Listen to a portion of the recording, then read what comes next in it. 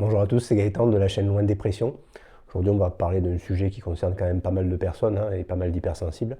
C'est le fait de savoir qu'est-ce qu'on peut faire quand ça va pas bien. Quand vraiment on va pas bien, quand on est dans une période un petit peu difficile, est-ce qu'on peut arriver à gérer cette situation? Comment il faut faire du coup pour passer au-delà de ça?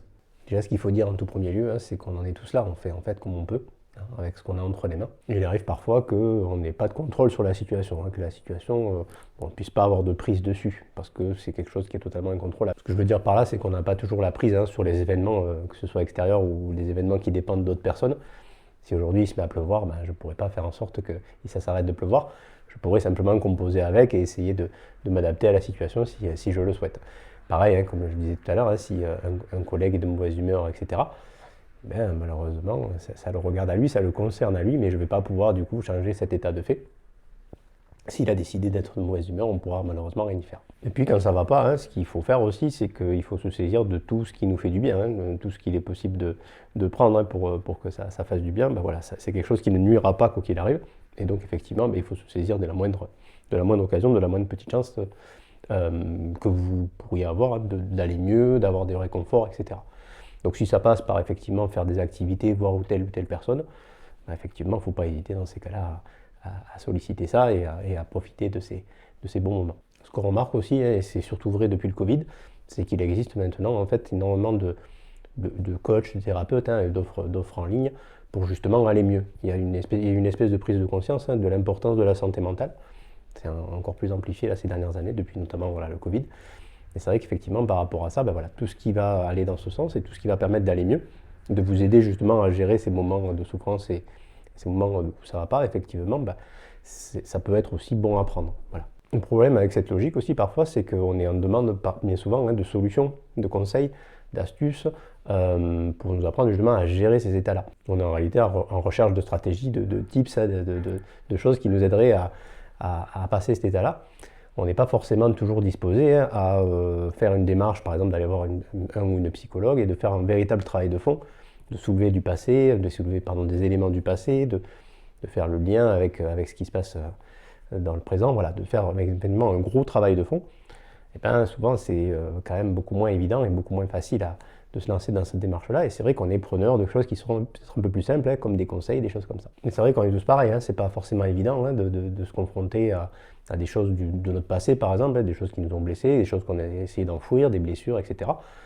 Ouais, on est tous pareils, on n'a pas forcément envie de se confronter à ça, c'est quelque chose qui est tout à fait normal. Et puis voilà, on est quand même dans une ère où on a tendance tous à être des consommateurs, donc on voit des offres de telle personne peut nous faire du bien sur tel truc, tel conseil, telle astuce, etc. Parfois, on nous vend aussi malheureusement des choses totalement charlatans, des méthodes miracles, des guérisons en 7 jours, des choses comme ça. Voilà, donc toutes ces choses-là qui malheureusement ne peuvent pas fonctionner, puisque c'est des choses de méthodes miracles et des choses malheureusement qui ne sont pas du tout réalistes. Voilà, mais l'être humain étant ce qu'il est, il est demandeur aussi de ce genre de conseils, de ce genre d'astuces, de méthodes, de stratégies, etc. Malheureusement, voilà, c'est pas toujours une bonne chose. Néanmoins, si ça fait du bien et que ça vous fait plus de bien que de mal, c'est pas non plus à stigmatiser non plus totalement. Voilà, il faut prendre en fonction de là où vous en êtes et de ce que vous êtes prêt à faire pour aller mieux. Mais c'est vrai que pour le dire clairement, quand ça va pas, quand vraiment on se sent pas bien, etc., souvent ce qui se passe c'est que c'est un signal. C'est un signal, évidemment le signal que ça va pas, ça c'est évident bien sûr, mais c'est aussi le signal qu'il y a des choses en vous qui sont pas comblées, qu'il y a des besoins qui sont pas comblés, que au niveau de votre vie il y a des choses qui ne vont pas ou qui pourraient être mieux. Et donc c'est le signal aussi que cette souffrance-là, elle peut devenir en tout cas une espèce de moteur pour commencer une espèce de changement. Voilà, donc c'est en ça que la souffrance, elle est porteuse d'un message aussi qui est intéressant pour vous, même si évidemment c'est hyper inconfortable et hyper douloureux. Ce qui peut faire du bien quand on ne se sent pas bien, et c'est souvent ce qui est difficile, parce que quelquefois aussi on est aussi privé de sa volonté et privé de la motivation pour le faire, mais c'est d'essayer de passer à l'action. Ça peut prendre différentes formes, si par exemple on a été harcelé par un employeur, si il s'est passé tel ou tel truc, le fait de faire des démarches justement pour au niveau juridique, etc., des démarches pour se défendre, etc., de passer à l'action, de prendre les choses en main, de constituer un dossier, etc., c'est des choses qui permettent de passer à l'action et de, en quelque sorte, se confronter à ce moment difficile, à cette souffrance, et ça vous remet dans une espèce d'énergie un petit peu plus positive, même si c'est évidemment extrêmement fatigant d'être combatif dans des choses un petit peu difficiles, mais ça vous remet quand même dans une énergie qui est beaucoup plus positive et qui vous permettra du coup de passer cet obstacle. Le fait de pouvoir agir de toute façon, ouais, c'est ça qui est chouette avec le fait d'agir, c'est le fait de passer d'un statut un petit peu de victime à redevenir un peu plus acteur de l'événement. Voilà. Après, on n'a jamais totalement le contrôle des événements, évidemment, bien entendu, mais ça permet de sortir un petit peu de cette posture de victime et puis d'essayer de reprendre les choses en main, de se sentir un petit peu mieux par rapport à la situation, ou en tout cas moins mal. C'est pas toujours évident, hein, voilà, quand ça va pas, je suis pas là évidemment pour vous donner des conseils et des méthodes miracles, hein, ce dont j'ai parlé tout à l'heure, mais effectivement, ça passe par ces choses. Le fait d'arriver à passer à l'action autant que possible, même à un petit niveau, et puis ne pas oublier que on est aussi entouré d'autres personnes, voilà, donc il ne faut pas hésiter à essayer de s'ouvrir au maximum. Là, c'est toujours pareil, hein, quand on a effectivement perdu confiance aux autres, etc., c'est quelque chose qui n'est pas forcément évident à faire, mais le fait d'échanger avec d'autres personnes, hein, sur ce qu'on ressent, sur ce qu'on vit, etc., que ce soit des proches, des amis, etc., ça permet de se rendre compte souvent qu'on n'est pas le seul dans cette situation. Ça permet aussi parfois d'être écouté ou d'être compris quand c'est tes proches de confiance. Ce qui est souvent difficile, hein, quand ça ne va pas, quand on ne va pas bien, c'est que souvent on s'imagine aussi, et c'est normal parce que la vie elle est aussi faite parfois un petit peu comme ça, on s'imagine bien souvent qu'on n'a pas le choix. On n'a pas le choix d'aller bosser parce qu'il faut bien qu'on mange et que voilà. On n'a pas le choix de faire telle ou telle action, on n'a pas le choix dans son couple d'agir comme ça, etc. Donc souvent, voilà, parce qu'on est dedans et parce qu'effectivement, il y a souvent des processus qui sont assez enfermants, on se figure qu'on n'a pas le choix et qu'on est obligé de faire telle ou telle chose. Mais ce qu'on remarque souvent, voilà, c'est que les êtres humains sont des animaux sociaux, hein, même quand on est d'ailleurs introverti, on a besoin de liens sociaux. Effectivement, le fait de partager avec les autres d'autres éléments, de discuter, d'échanger, de rigoler, ou pas d'ailleurs, hein, mais en tout cas d'avoir ces échanges sociaux, font que forcément on finit par se sentir un petit peu mieux, ou en tout cas moins mal que ce qu'on était. Après, il faut bien dire aussi que dans certains milieux, notamment des milieux masculins, mais pas seulement, il y a une certaine fierté aussi, hein, de souffrir voilà, il y a un côté, la vie c'est dur, le travail c'est dur, etc.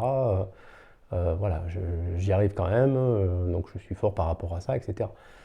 Il y a un côté presque, voilà, il faut souffrir pour devenir quelqu'un, quoi. Voilà, il y a cette logique-là un peu qui est forcément dangereuse, hein, parce que c'est quelque chose qui détruit, hein, forcément, puisque si par exemple toute sa vie on a fait énormément bossé, qu'on s'est vraiment tué au travail, etc., littéralement on peut finir totalement usé ou à décéder de façon prématurée, etc. Malheureusement, il y a plein d'histoires comme ça, hein, de gens qui prennent leur retraite et qui décèdent très rapidement après. Donc ils le voient comme, ils l'assimilent, si vous voulez, à du courage. Moi, évidemment, je ne suis pas forcément d'accord avec ça, hein, même pas du tout d'accord, hein, parce que pour moi, supporter, on n'est pas censé supporter la souffrance, la vie, c'est pas censé être ça. On doit essayer au maximum, hein, pour être bien et pour se sentir aligné dans sa vie, et même si c'est pas toujours possible, évidemment, d'avoir un travail qui nous plaît, en tout cas que l'on supporte, hein, voilà, et dans des conditions qui soient acceptables. On doit essayer du mieux possible de construire une vie personnelle qui nous convienne. Voilà.